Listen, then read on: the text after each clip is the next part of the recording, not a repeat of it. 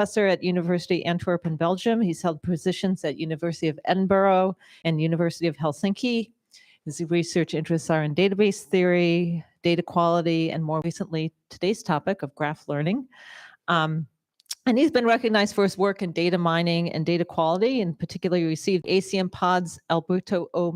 Mendelsohn Test of Time Award for his work on XML and was recipient of the prestigious ICLR Outstanding Paper for his work on graph neural networks. And today he's going to tell us about the power of graph learning. So please join me in welcoming Floris.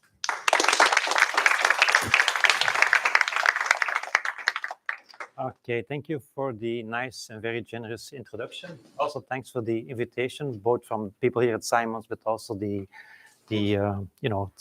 bosses of our program. So today I will be talking about graph learning, and actually this talk is part of a program which is called Logic and Algorithms in Database Theory and AI. And so I looked at some of the topics, logic, and so I'm actually not really like a very good expert in like logic. Query languages, I know query languages, but I'm not really very expert in query languages. AI, I don't know much about AI. I know a little bit about machine learning. Circuits, which is also a topic in the program, I'm not an expert in that at all. But fortunately, in the intersection, there is graph learning. And so the last couple of years, I've been actually working in the graph learning area. And that's why, this is going to be a perfect fit for this program, okay?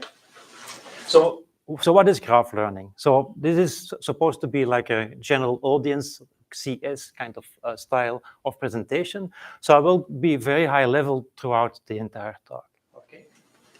So graph learning basically, in a nutshell, it's like about prediction and classification of problems related to graphs. And this kind of classification and prediction problems, they come in various forms and shapes. You can have on the vertex level. You can have on subgraph level, on the edge or link level, but also on the graph level. Okay, so there are different types of prediction and classification problems that you can think of on graphs. Okay, oh, sorry.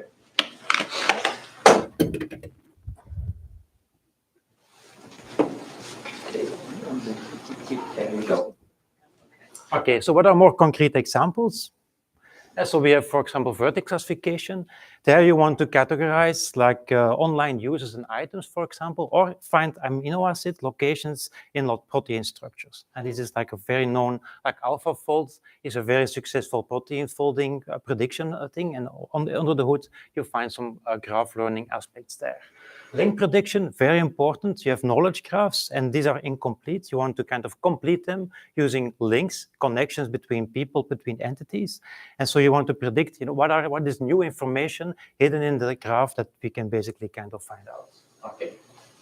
And then, of course, we have also like recommender systems. These are typically bipartite graphs. You have users and items, and you want to predict connections, and they're basically just going to tell these users might be interested in a particular item to buy, and so on.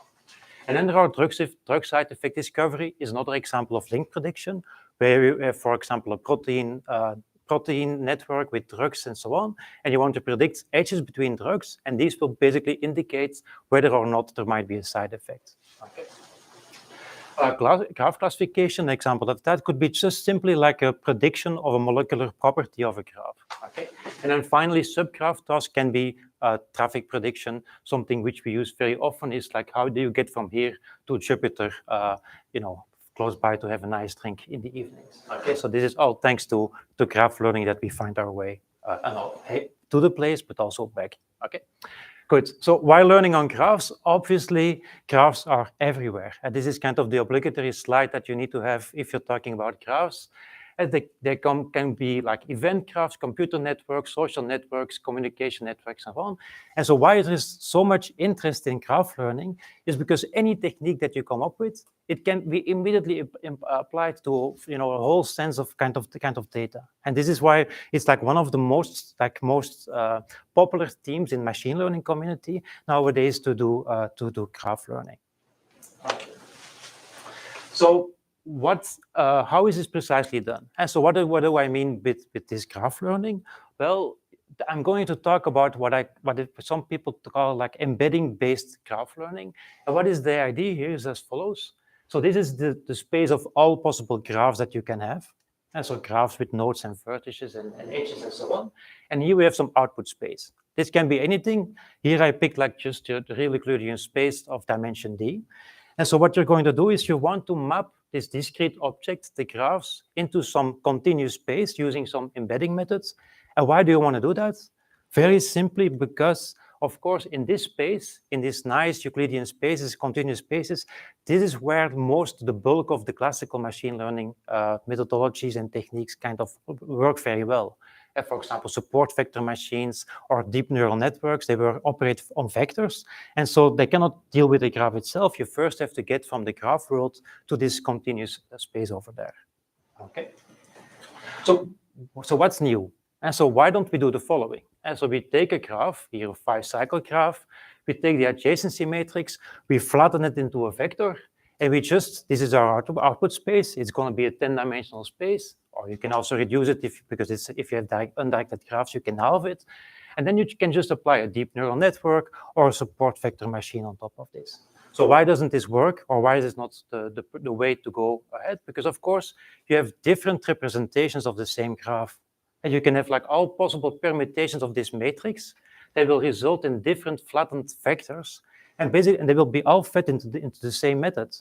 So if you take a support vector machine, for example, or a deep neural network, they will create different outputs depending on the representation that is chosen.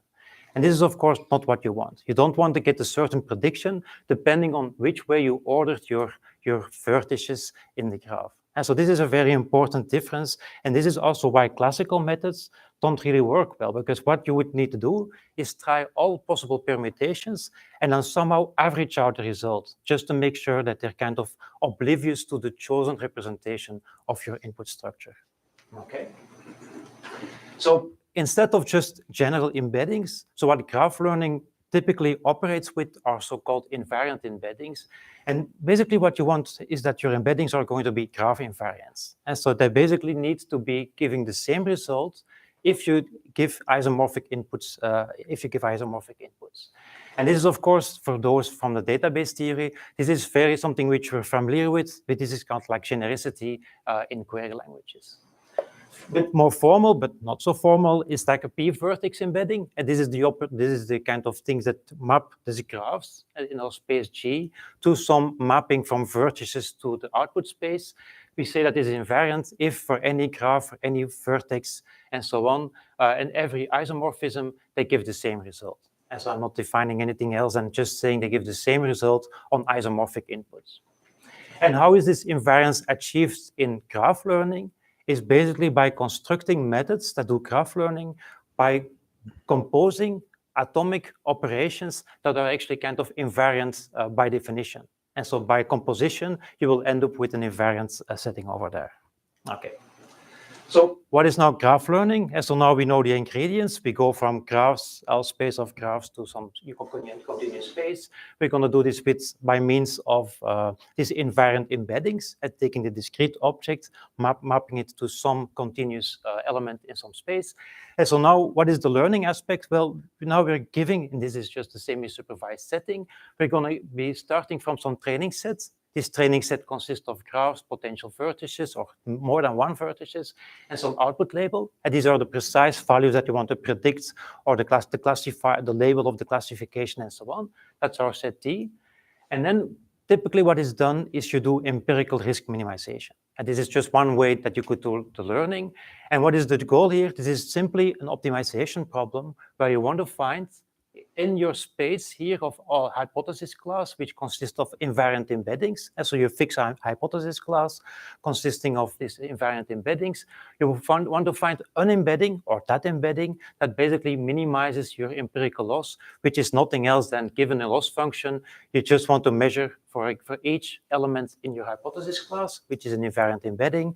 You measure its prediction corresponding to the given label in the training set, and you just want to minimize this. This is just one example of this. There are many different formalizations of this, but intuitively, it's just an optimization problem which is solved by means of backpropagation, gradient descent, and so on. And so, but the most important ingredient in this talk will be this hypothesis class H consisting of invariant embeddings. Okay, so that's going to be the focus from here on. So can I ask a silly question? Yeah, sure. So what's an example of y? So you have the graph, the vertex, and then there's the y that you're trying to... The y could, for example, so the question is like, so you mean this y is in the training set, right? So for example, just think about this as a graph, and it can be, for example, this graph might represent a molecule, and you want, for example, say, is this molecule, does it have a certain property, yes or no? In that case, y would be 0 or 1 or yes or no. Or you could ask, like, you know, a certain, again, for a graph, does it have a certain percentage or like a value? And it would be like a regression problem where you get like 0.5, 0.6, and so on. So these are the actual things that you want to learn. No, I understand, Yeah. I'm just trying to think of examples of things they want to learn on graphs. Yeah, so if you think back about, for example, this link prediction, for example, you're in a recommendation system, what you want to predict is a value between two vertices, whether they should be connected, yes or no. So in that case, what you would give a graph, you get two vertices, V and W, and then a 0 or 1, depending on whether there is an edge between them, yes or no. So you're given some partial knowledge about what you want to learn.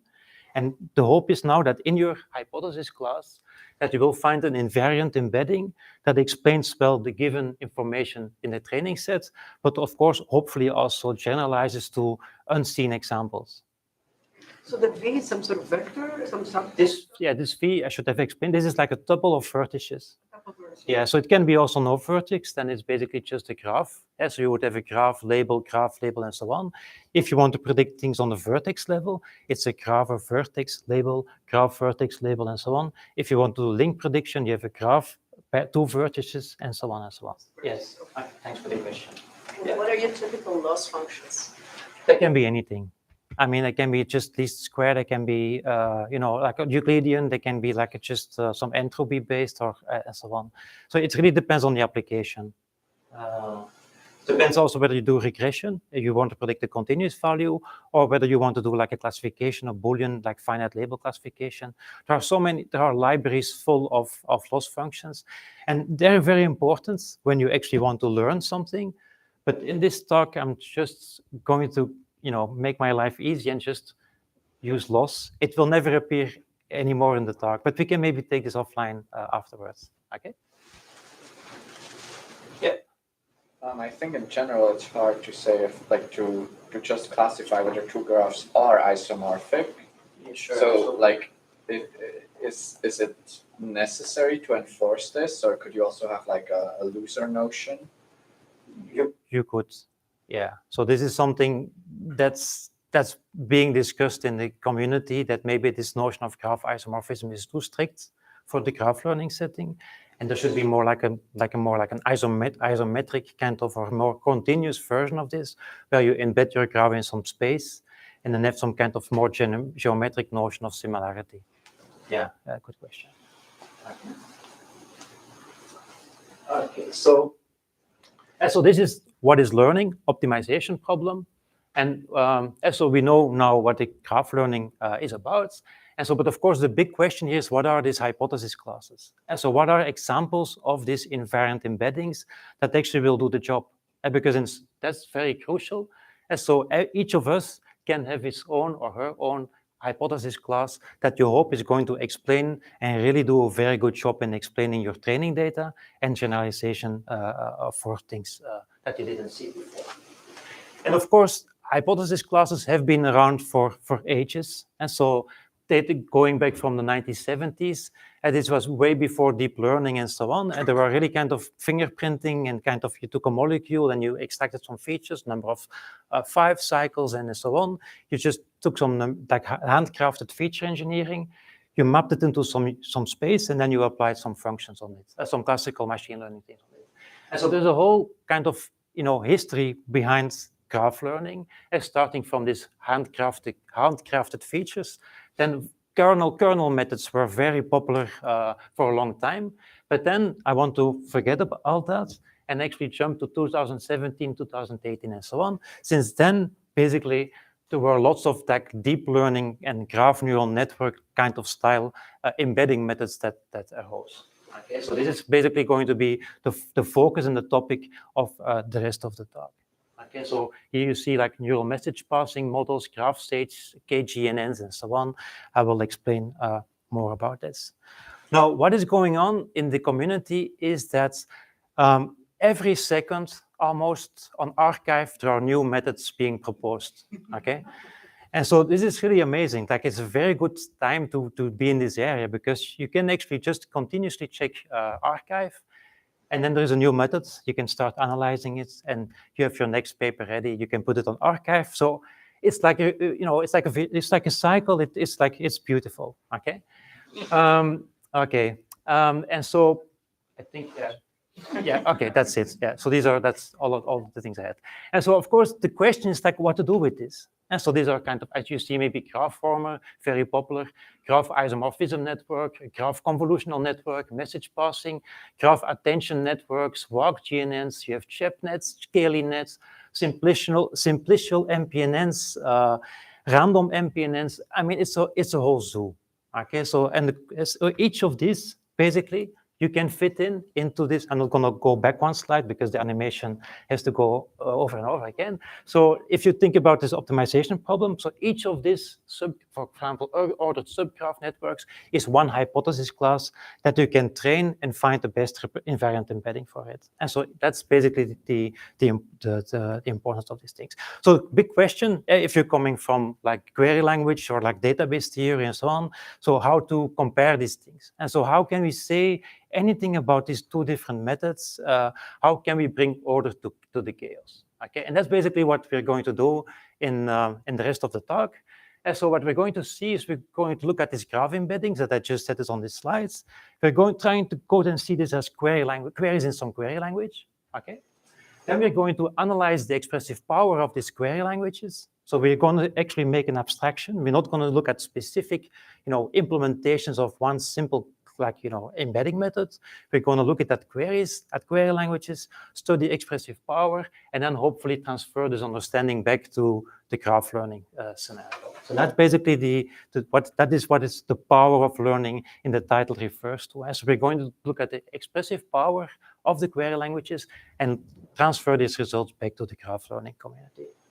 Okay. Of course, two questions: what kind of language, and so what do we mean by expressive power? So that's the second part will be, and so we have done the graph learning part. I hope that everybody knows now what it is about and what we're trying to achieve. We just remember this volcano, this erupting number of kind of methods. We're going to try to analyze them in some other way by means of a graph embedding language. Now, if you look at all these papers that present and introduce models, so typically they are specified in terms of very, not simple, like linear algebra computations interleaved with some nonlinear active function, nonlinear function applications. A crucial component in many of these methods that are in the literature is a multiplication with the adjacency matrix, which basically corresponds to neighborhood aggregation. So if we want to have any chance at all of representing very good or kind of very popular graph learning methods, embedding methods in terms of a query language, we need definitely function application and some aggregation. And so that's basically already two takeaways that we can know. So let us first see a concrete example of an embedding class, so embedding class H, just to get a bit more intuition what I mean by this function application and aggregation. And these are the so-called graph neural networks 101s.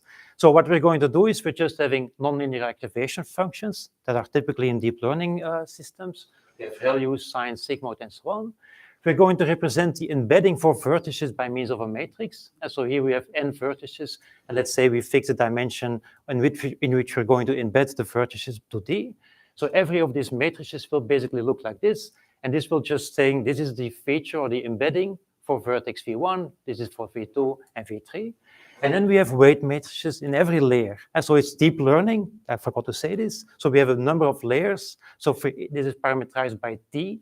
And for every layer, we have like weights, two weight matrices, and we have some bias vector. Okay. And then basically, how do we kickstart this process? We start at layer 0 by means of an initial hot one encoding of the labels of the graph. And so this is basically just the standard way you kickstart the process by some initial labeling.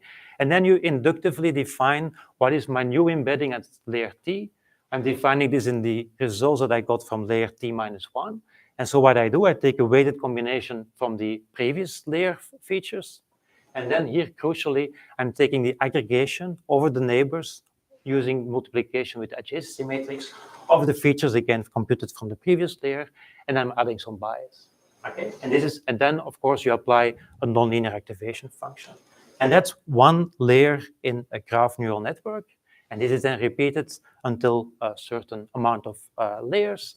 And then finally, this is basically computing an embedding for vertices. And so this is a matrix. Every vertex is an embedding. And so, of course, what you can do is collapse all this by summing up all the obtained embeddings over all the vertices in your graph, again, weighted with some weight matrix, add some bias, apply an activation function, and then basically what you get is a representation, an embedding of the entire graph. And so we have seen two things here. We have seen two operations that are crucial, three actually. We have here neighborhood aggregation that I mentioned before, the application of a function, and also there are many functions applied here. We have also product of real numbers and so on. So lots of function applications are going on. And then we have also aggregation over all the vertices. Okay. So what is now the hypothesis class for this particular GNN formalism? They're basically just all these functions that map G to this vector, Fg. And this is parameterized by all the weights that we have seen at the W1, the W2 in every layer, the biases, and so on. And then if you think back about this optimization problem, that is expect empirical risk minimization. So what is the goal here of learning by means of these GNN 101s? It's just trying to figure out what are the best possible parameters, what are the best possible weight matrices, that if I plug them into my formalism, I minimize this loss that I want. And so that's basically how this goes back to what I told you before. Okay? Good. So based on this, it's now very easy to build a graph embedding language. And so what we're going to do is just defining a GEL expression, and GEL stands for graph embedding language, which will have a syntax. And so we have a phi x, we associate a dimension to it, we also associate free variables to these expressions. And then the semantics of such expressions will just be these embeddings. And so where you see that we're going to map graphs to some function from vertices to some output space. And here this L, the dimension, how many vertices we'll need are determined by the number of free variables. If you have 0 variables, I'm talking about graphs. So we just map a graph to an output. If I have 1 free variable, I'm doing a vertex embedding. 2 free variables, I will have an edge embedding, and so on. And then the D is basically the dimension associated with the expression. And so there's a little typing system going on under the hood. And actually what we're just going to do is just defining a very simple version of query languages that some of us might have seen before.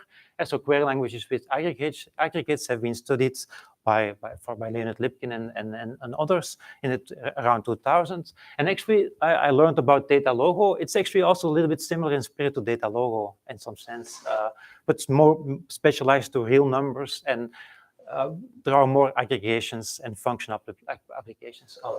Okay. So how do you build such a GEL expression? Typically, you start from atomic expressions, and these are just like we have labels, as so you can have formulas representing a label. They will have dimension 1, one single free variable. And for example, label jxi, if you evaluate this expression over a graph, and you get an assignment of the xi variable to a vertex, then basically what you're going to return is the jth feature of the vertex v. If I do the edge, here we have like a GEL expression, phi xi(xj), if it's equal to e xi(xj), basically given a graph, given an assignment of the variables x, y, and xj, to v, vertex v, and vertex w, it's just going to map to 1 if it's an edge, to 0 otherwise. And of course, we also have equality, where basically we have like, an indicator function of 2 variables x, y, and xj. Given a graph j, again, assignment of the variables xi and xj to vertices, it's going to be mapping to 1 if these vertices are the same, and to 0 otherwise. Okay, so these are the atomic ways that we can kickstart the construction of these GEL expressions. And now we just need to close this under function application. And so what does this mean? We start with a bunch of GEL expressions, v1 up to vl. Each of them come with their own dimension. Let's say d1, d2, dl. 3 variables x1 to xl. Now we take a function. This can be any function that you can think of, going from the reals to the reals, where we have here the dimension is the sum of the dimension of the inputs, and the output dimension is a d. Okay, and now we can make a new expression, phi x, where we just apply this function f to the expressions that we had before. And this will be now of dimension d, and the free variables will be the unions of all the free variables that we had before. To what does this correspond semantically? This is just going to be embedding that given a graph, given an assignment of the variables to vertices, it's just going to be the application of this function from the reals to the reals here. On what? On the outputs of the individual previously defined shell expressions by filling in, again, the same graph, of course, and restricting the valuations to the variables that are occurring in the individual components of the thing. Okay. And this is, for the f, you can take any linear algebra computation, you can take activation function, anything you want. Okay, this is basically just, symbolically, just like a function application. Aggregation, we also need. And so what is this? So here we're having two expressions, phi1 and phi2.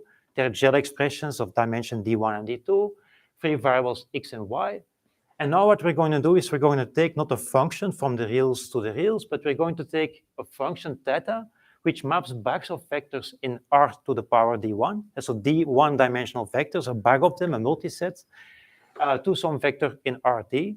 And we're just going to apply, this is now a new formula that we can make. We're going to aggregate using this function from the bags of vectors to a vector, given this, for this possible variables y. And here we have the two component expressions, phi1 and phi2.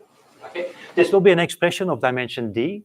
D is the dimension of this function theta, and variables x, which are the ones that are not projected out. Okay, what is the semantics? This is the semantics. We're taking a graph, we're taking a valuation of the variables x, so not y, but the x, and then we're going to construct a multiset. And what does this multiset consist of? We're just going to collect all the embeddings obtained by the graph by assigning two x and two y vectors.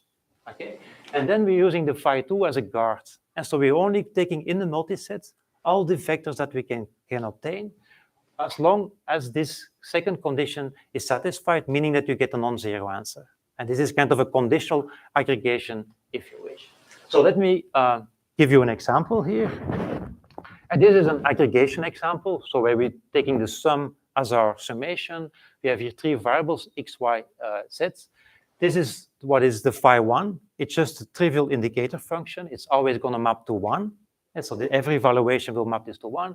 And then here we have a condition, and we multiply the exy times eyz, ye times x times z, and then some indicator functions.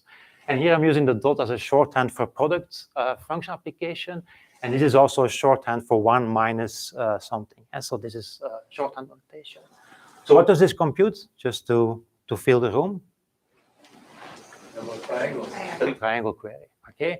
And so I just got the confirmation. So we got the Guinness World Record for the Simons program, in which the triangle query is featured the most. Okay. So this is like we should celebrate afterwards. This is amazing. Okay. So let's see a more elaborate example. So here we have message passing networks. These are generalizations of graph neuron of the GNN 101s, where basically we're going to replace this linear algebra matrix multiplication with arbitrary aggregation. But importantly, we're only allowing aggregation where the guard is basically the edge. So we're only allowing to aggregate over vertices that are in the neighborhood of other vertices. And that's basically what this condition here means. And so here we again, at level 0, we have some initial labeling, let's say just constant 1. And then for every layer, we define a gel expression, a lot like an expression in our language. For layer T, it's going to be some function application, an update function applied to two components.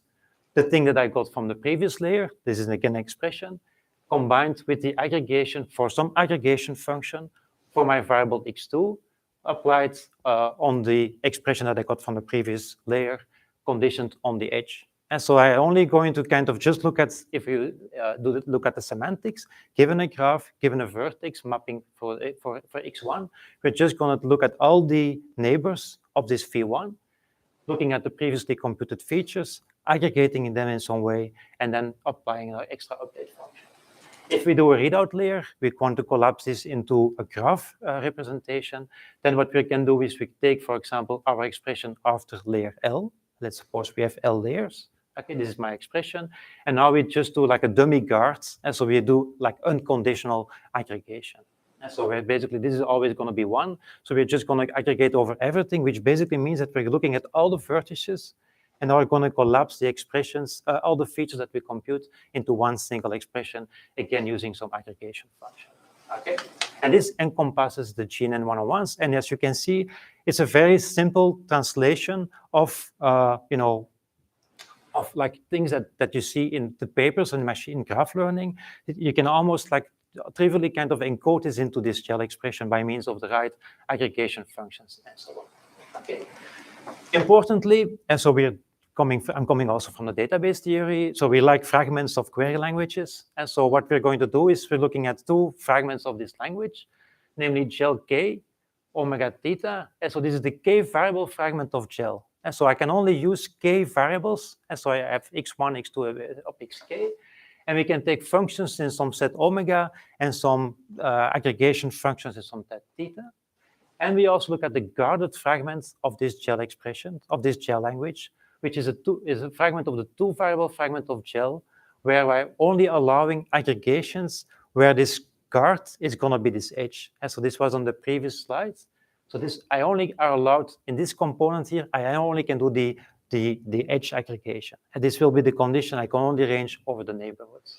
And this is the guarded GEL 2 omega theta fragments. Okay, so it will become immediately clear why I'm doing that. So first observation, this MPNNs that I just explained on the previous slides, they fit perfectly in this guarded GEL with some omega and some thetas, which are enough to kind of support the aggregation functions and the function applications without the readout phase. And the readout phase is the phase where I'm collecting all the vertex information into one single information for the graph. This is something you cannot do in the guarded fragments. Why not? Because this requires you to do aggregation beyond neighborhoods. I need to aggregate over all possible vertices. But of course, if I do this, if I include the last round, the last phase of my MPNNs, then I fit into GEL 2 omega theta. This will become clear why this is important.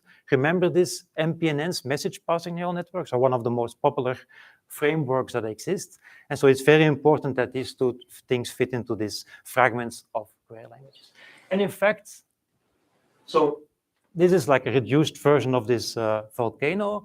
Most of the hypothesis classes that we encountered in the literature actually fit in some other way, sometimes very easy, sometimes it requires a little bit more work to actually kind of squeeze this into this GEL K language. And so here we see, for example, in red, we have like all guarded versions. These are kind of MPNNs, of course, I just saw. Also the GINs and the GCNs, they're all can be fit into this guarded GEL fragment expressions. Then the blue ones are ones that actually fit into the GEL 2. And so they need not only the guarded aggregation, but also unguarded, still with 2 variables. The green ones need 3 variables, and so on and so on. And so why is this important? Because this puts order to the chaos. And because now what you need to do, or what you can do if you come up with a new graph embedding method, you can try to squeeze it into this GEL language and try to minimize the number of variables that you need. And automatically, you know to which family that you belong. Do you need 1 variable, 2 variable? 1 variable is a bit silly, but 2 variables, 3 variables, and so on. So this gives you information about what is the complexity, in some sense, of your graph neural network, of your new methods. Okay. So this is the first part. And so when I'm asking what is the query language that we should look at, this is like this graph, this embedding language. And this is like a suggestion. Of course, here we need still to answer what I mean by expressive power. Yeah, I'm pretty new to keynotes. That's why I played around with this this feature here. Okay, good. So expressive power. And so everything clear so far? So the only thing that we did was I explained a little bit about graph learning. Then I showed you this zoo of methods. I told you that we were going to try to look at them from more database perspective, database theory, query language perspective. and actually try to put some order in all these different methods. And one way that we achieve this by actually trying to define a language, and then parameterize it by number of variables, being guarded or not being guarded, and then actually trying to squeeze these methods in the right fragment. And now the next part will, of course, be to see what can we learn from this. And so what information does this give us about graph learning methods? Floris, Yes. is the two variables important because the guards are binary? Is that it? The two variables. Is it because your guards are binary? What happens if we have three variable fragments of the with guarded? That's a new paper. That's a new method in graph learning. Let's work on this next week. Yeah. Actually, that's a good question. Of course, if you have three variables, there are different ways that you could guard it. Like if you have, let's discuss it offline. The two is basically just because this corresponds to the message passing neural networks, and I'll show you later why this comes up. Okay.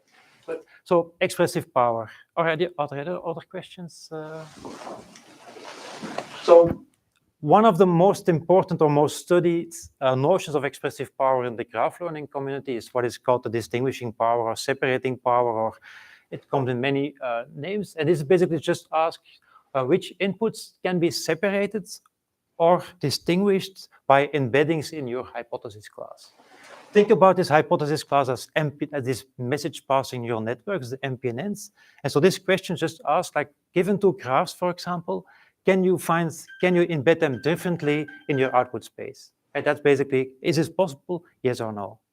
Of course, if you can answer this question, then you gain information about what is the power of message passing neural networks, for example. Because suppose you cannot distinguish two graphs, they're always embedded in the same way. Then suppose you want to learn a function that actually treats these two input graphs differently, and there's no way that the message passing neural networks will be helpful, because you just showed that these graphs will always get embedded in the same way. And so this is the crucial aspect, the importance of this relation. And this is captured by an equivalence relation consisting of graphs and tuples of vertices, which are basically in this equivalence relation, a row of H, hypothesis class row of H. If for all embeddings in your hypothesis class, this embedding gives the same result. So basically, it means these two elements here are indistinguishable with respect to the embeddings in embedding methods in your hypothesis class. This is something that is, this is like logical indistinguishability. And so often with the query languages given to databases, or can they be distinguished by some logical sentence? This is precisely this, but translated to the graph learning or the embedding side of things. Just to make clear that you understand this concept. And so strongest power means that this hypothesis class is going to be strong enough to detect non-isomorphic graphs. So if you have the maximal power that you can give a hypothesis method, or an embedding class or hypothesis class, is when this row of H, this equivalence relation, precisely only contains the non-isomorphic graph, the isomorphic graph, sorry. And so this means that if two graphs are non-isomorphic, you can embed them differently. That's the maximum power that you can give a hypothesis class. The weakest power, of course, is when all graphs are mapped to the same elements, let's say the zero vector. Then this row of H consists of all pairs of graphs, and that's really like a hypothesis class that you don't want to work with. And so and everything in between is, of course, what is going to happen in practice. Okay. Just to make sure, and so if you have two methods 1, methods 2, and this relation holds, this means that methods 1 is more powerful than method 2, and or method 2 is bounded in power by method 1. And of course, if there are equal these equivalence relations, then these methods are, in principle, equally powerful. Okay. Now, the nice thing about this definition is that actually here you can replace this by anything. You can take an algorithm, you can take a kind of logic. You can still always just look at the equivalence relation. Given some method, can you distinguish this input, yes or not? So this relationship, this equivalence relation allows you to not only compare different classes of embeddings, let's say message passing neural networks and graph attention networks and so on, but also you can compare with algorithms that work on graphs or with logic that work on graphs. They're just relations on equivalence relations on graphs and then vertices, so you can kind of really start mixing and comparing different notions with each other. Okay. And so in the machine learning community, the most focus so far has been on trying to characterize for this volcano of methods, what is the distinguishing power of these things. Okay. And so what we're going to do in this talk is just obtaining some logic-based characterization. And so what we will basically need is like a logic.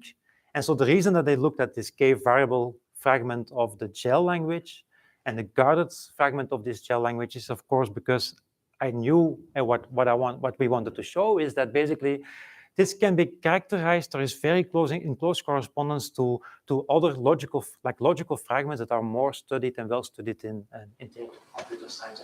And for example, in this, what is most important is first order logic with k variables and with counting quantifiers. And so that's going to be playing a crucial role in the analysis. For example, for k equal 2, you're allowed to use 2 variables. And then, of course, you have an edge predicate and some unary label predicates. And then on top of that, you have counting quantifiers that can ask, does there exist less than 5 y's such that something holds, or do there exist more than 2 x's such that something holds? And these are kind of simple logic that is kind of fixed in the number of variables that you can use.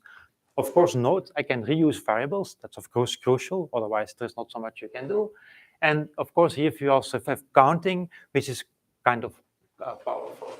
So what does this formula tells you? This is going to be satisfied given a graph and a vertex if this vertex has at most 5 neighbors, and each of which at least 2 neighbors labeled A. And that's basically, at least if that's what I wrote there, it should be correct. That's the semantics of this logical expression.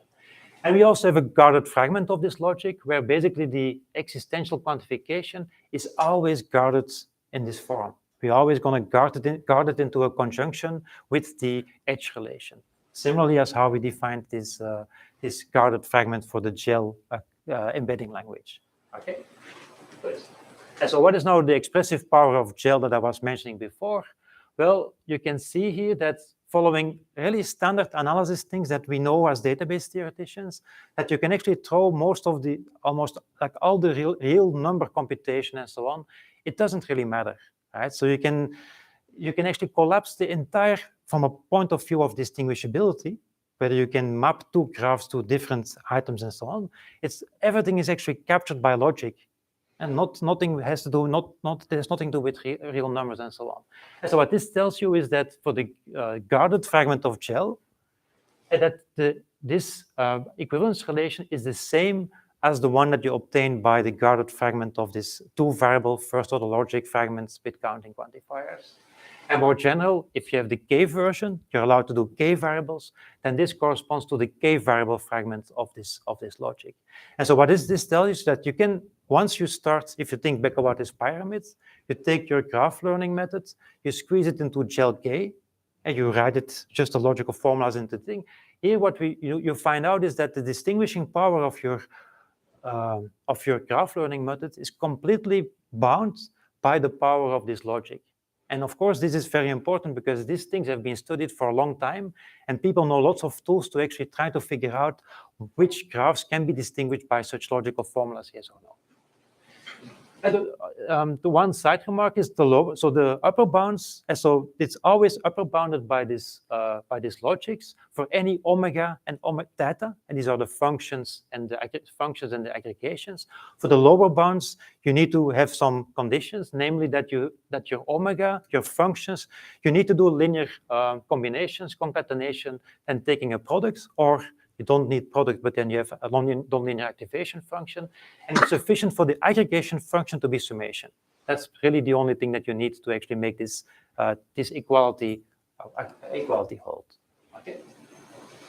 And so this is the connection, and so this is the third step in some sense. So now you take your machine learner, graph machine learner, you make your methods. What do? You try to cast it in the right shell K. How many variables do I actually need to make things work? And then you know from the previous results that you're going to be bounded in power, distinguishing power, by the k variable fragment of this further logic with k variables. And so you immediately know quite a lot. You need to do a little bit more to get the other side. And so if your method is actually powerful enough to encode these formulas, and so somehow capture the semantics of this logic as well, then you have the other inclusion as well. Okay, and so you get automatic upper bounds once you found the right GLK to fit in to where your method fits in. For the lower bounds, you still have to do some work, and it's really kind of a one by one case analysis. And so, but this can be done. And so this has been done in a recent paper. We look at all these methods and then try to see, which ones are kind of, also kind of like powerful enough to actually capture the semantics of the logical formulas. And this really gives you the precise information about the distinguishing power of these graph learning methods by the detour of the query language, because that's easier to formulate it in than throwing away everything and going to logic. And that's it. And that's that kind of story. Just to make sure that you understand it, so we have GNN 101s. It was shown in a very nice paper from 2019 that this GNN 101 is actually corresponds to this two-variable fragment of first-order logic with counting. And so this is also a consequence of the gel things that I mentioned before. And so this means that they're pretty weak. And so for those who know this logic, there are lots of graphs that are actually, that you would like to distinguish, but are not distinguishable in this logic. And so here, this is like a quintessential example. We have two triangles, and again, triangle query, triangles coming up, and we have a 6-cycle. Question is, can we train a GNN 101? Can we find parameters using this empirical risk minimization, whatever method that you want, so that you embed this graph differently from that one? And the answer is no. And why is this? Because, of course, these graphs, GNH, they're known to be indistinguishable by this logic. And using some level game arguments, I'm sure Fokyon can explain how this can be done off-site. And so what does this mean? That GNH are actually in this same relation, in the equivalence relation for the logic. And since this is the same as the GNN 101, you know that there is no GNN on Earth that can separate these two things. Okay? Is this clear? Okay. So now, because this is the Karp lecture, we have to solve P equal NP. Okay. So this is one of my goals today is really to kind of just make this, end this whole debate whether it's equal or not. So again, remember we have here P and NP. Question is, can we train a GNN that makes P different from NP, or are they always going to be the same? So who thinks they're equal? Who thinks they're different? And why are they different? Because the cycle lengths are one is odd, one is even. Okay, there's easier answer. One is disconnected. That's not. That's true. So I'll just, so easiest thing that there's this P has only one single node of degree 1. Well, this one has 1 and 2. And so you can make a sentence in logic in C2 saying there exists precisely one, okay, this is shorthand notation, precisely one X, so that precisely one Y that is in the edge relation with X, meaning that this node, this is a single degree 1 node, okay? And obviously P satisfies it, and there is precisely 1, and here we have 1, 2, and 3. So this is a sentence that is not satisfied by NP, meaning that P and NP are different from each other, and they're not in this relationship. They're not in this equivalence relation, which means because you also have the hardness, the GNN 101s are as powerful as the logic. This means that you can find parameters, the weights and the biases. You can instantiate this, with a number of layers, so that in the end you're going to embed P and NP differently. Okay, and I think this is really the end of this whole P and NP business. And so, yeah, I think I should stop here. Yes, I already have them. Yeah. So maybe I should stop here, but I still have some time left. So let me continue. This is like one side of the story. So there are very beautiful connections between like other ways of characterizing this equivalence relation. So I mentioned this with the logic, but there are this very nice result that, for example, for the C2, you can actually kind of tell whether two graphs are in this equivalence relation if and only if the homomorphism counts for any tree in the graph G and the graph H are equal to each other. And so what this means is that you just take G and H, you take any tree, if for all trees the homomorphism count in these two graphs are the same, then this is equal, then they are going to be indistinguishable by this logic, and reversely. And this generalizes to the higher versions, to the p+1 variable setting, where then you have to replace the trees with tree with p. And this is, I think, a very beautiful connection. And why is this important and why is this nice? Is because, for example, for the message passing neural networks, they're like very common, very popular graph learning methods. We know they're related to the C2. We know that they're basically only looking at, and this result basically tells you that this message passing neural networks can only detect tree-based information. There's nothing else that is actually inspected by this message passing neural networks. If you look at methods that use more variables, let's say 3 variables, then again, you know that you're only going to look at tree with 2 patterns, like a 3-click and so on, but not more. You cannot distinguish graphs with a 4-click and not a 4-click and so on. So immediately you get very nice intuitive information about these classes of methods. Okay. I'm going to skip because I'm running a bit out of time. There are lots of different notions that you can look at. You can also ask, which things can be approximated by a hypothesis class. And this is about distinguishing. Given two inputs, can you embed them differently? You have approximation results where basically also this distinguishing, in a nutshell, what you can show under certain conditions is that classes, hypothesis classes that are close to the linear combinations and products, that they can approximate any continuous function as long as this function has not more distinguishing power than the one of your hypothesis class. For example, here, if you look at these two graphs again, they're in this equivalence relation, and this means that you cannot approximate any function that depends on connected components because they have different components, or 3 clicks, and so on. And so there's a very nice connection between this distinguishing power and approximation properties. You can also look at VC dimension, and again, I'm going to skip it, but in a recent paper, we connected this distinguishing power relation to the VC dimension of these embedding methods. And you can also ask, like really in a logical sense, which queries, which computations can actually be expressed by embeddings in an hypothesis class. This is like really true expressiveness as we know it in query languages. And this was a very nice paper by Pablo Barceló and Michael Monet, who is not here, I think, at the moment, where they basically showed that, let me show you the results. They showed that if you assume that your formula or the query that you're looking for is a C2 formula, then this is going to be equivalent, then this can be expressed by a message passing neural network, even only the formula is actually in this guarded fragment. And so they kind of really connect this, and this is like uniform expressiveness, meaning that this is going to be an MPNN that really is going to give you the answer for all possible inputs.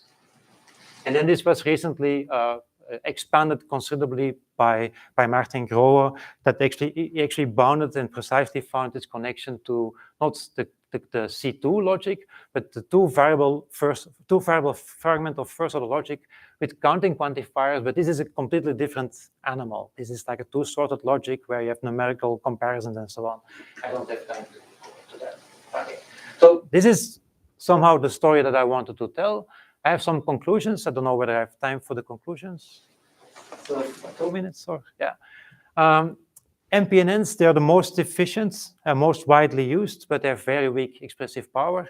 And actually in the two seminal papers by Christopher Morris and Martin Grohe and so on, and also Xu and Jigelka and Leskovic, where they made the first connection with this expressiveness, with this expressive power.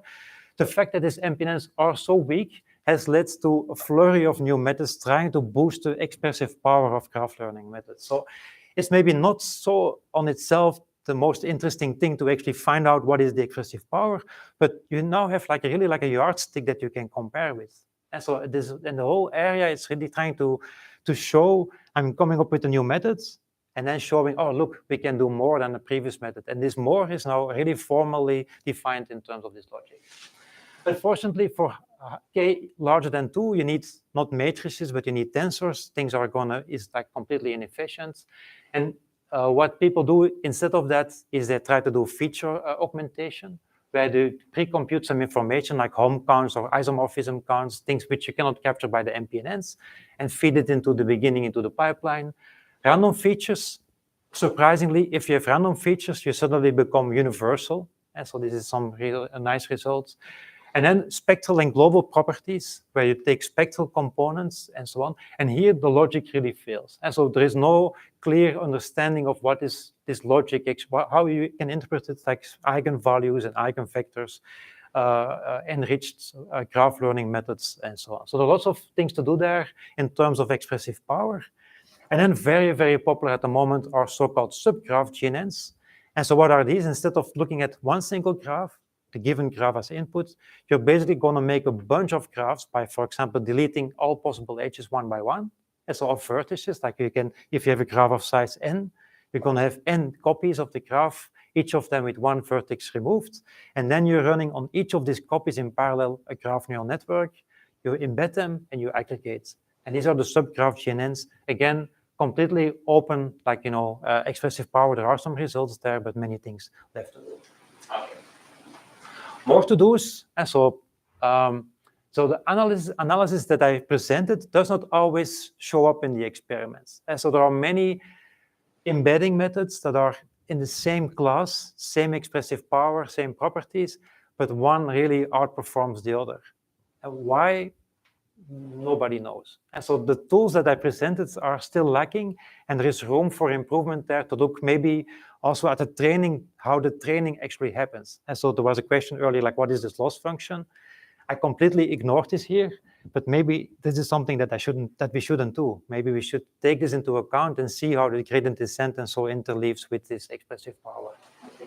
I also didn't mention graph fonts, which are also very popular, and these are limits of graphs and all these things. I don't know any work that connects this with expressivity in the sense that I mentioned before. Is there, using this connection with Shell, more transfer of knowledge possible from the database community to the graph learning community, or vice versa? I hope so. And recurrent GNNs are closely related to fixed point computation. Recurrent GNN is one that repeats the same layer over and over and over again. Again, there, what is this story with logic, with expressive power, and so on, and of course also relational embeddings. Okay. So conclusion: query language and logic point of view provides, in my opinion, very good abstraction of what is going on in the area of graph learning, using classical results and not so classical results in expressive power and analysis of these query languages. We easily get results and understanding about what graph learning methods can do. And I think this is a very great opportunity, and there's lots of still low-hanging fruits. Of course, the longer we wait, the higher the fruit hangs. But there's still enough low-hanging fruit to actually kind of make some impact there. And so you can really take your own thing that you love, try to see how it squeezes into this whole graph learning business. And with that, I would like to conclude. And as you can see, it's still ongoing, right? Yeah. So there we go. Yeah. Thank you.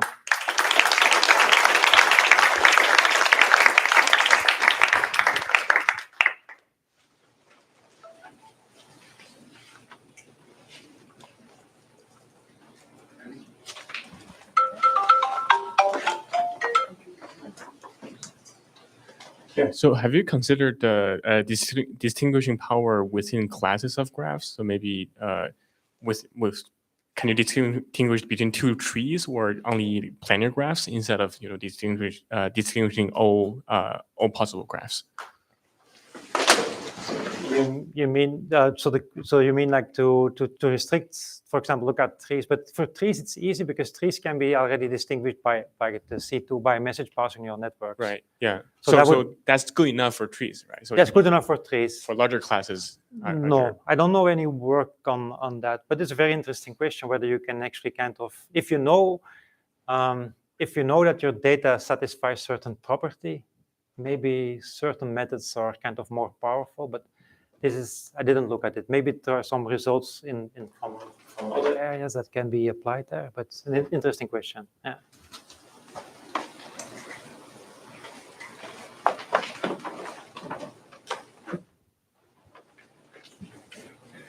Is there any way to connect that to the quality of the predictions in the end? Because let's say neural networks, right? The deep network is not really more expressive than a shallow network, but somehow they learn much better. And maybe it's just the learning method is not good enough for the shallow networks, but is there something here where you can, maybe there's any hope to show certain kind of embeddings allow you to get better predictions? I wish this was the case. So actually, theoretically, again, the more layers you add, the more quantifier depth you get in your formulas and your shell expressions. In theory, the more powerful you become. In practice, this doesn't happen at all. Like you get over smoothing and all this kind of things that's going on. And again, this is really where the theory falls short. I mean, there is of course theory kind of not logic-based, but really kind of, convergence-based and Lipschitz conditions and how everything, all the real analysis, right? So the continuous aspects and of the learning that people show convergence in a certain condition to an optimal and the convergence rate. But this is a completely different way of looking at the problem. And so I wish this was there, but it's not there yet. So it's possible a simpler embedding may actually give you better predictions. Absolutely, absolutely. You can train like a very complex model and not getting much out of this. And you can take a 1 layer or 2 layer simple graph convolutional network, and for your particular data sets, it does wonders. And of course, in practice, you have the data as well. Completely ignore the data, right? So you have real data sets which have maybe like different properties that is not captured by your complicated model. I don't know. So that's But, thank you. Yeah.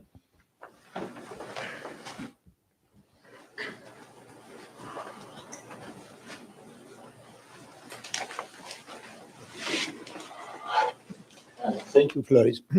Suppose someone tomorrow proves that graph isomorphism is in polynomial time and does it with a canonization algorithm. What's the implication for this area? So now you have an invariant that you can compute in polynomial time.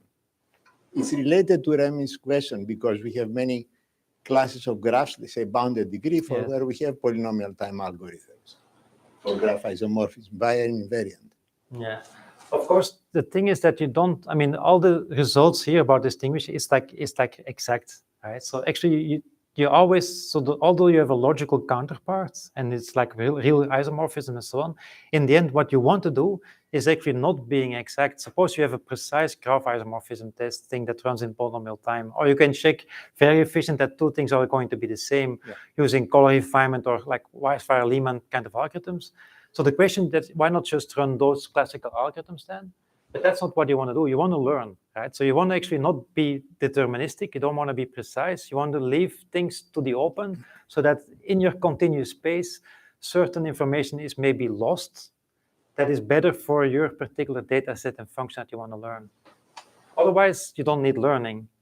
Maybe that's the case that you want to make. But, otherwise, you can just take any deterministic algorithm. If it runs very fast, you can just run it on graphs and do it with that.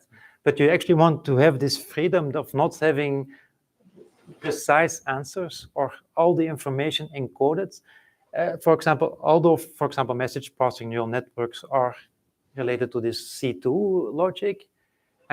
You will never learn such a message passing neural network that encodes this logic in real life because the parameters have to be fine-tuned in such a way that is never going to be learned. So I don't know whether this is, so I don't think this will have an impact. Maybe it has an impact like theoretically, but in practice, you're not going to test. We won't stop doing this. No, never.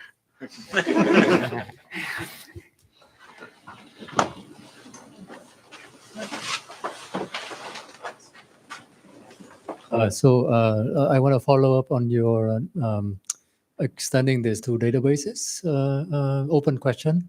So let's say we want to do hypergraph learning. Do any of the results still hold, or is it trivially hold with an incident structure and we transfer it back to normal graph, no hyper anymore? I knew you were going to ask this question, but I don't know actually. So I don't, there are hypergraph, of course there are hypergraph neural networks. where they do some message passing in some or other way, but this is not analyzed at all, and they're not very common.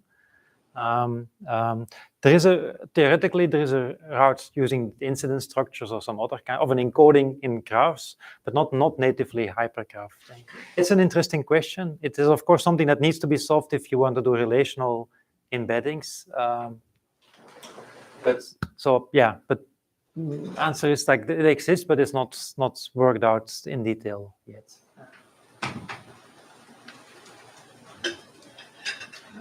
Yeah, okay, thank you.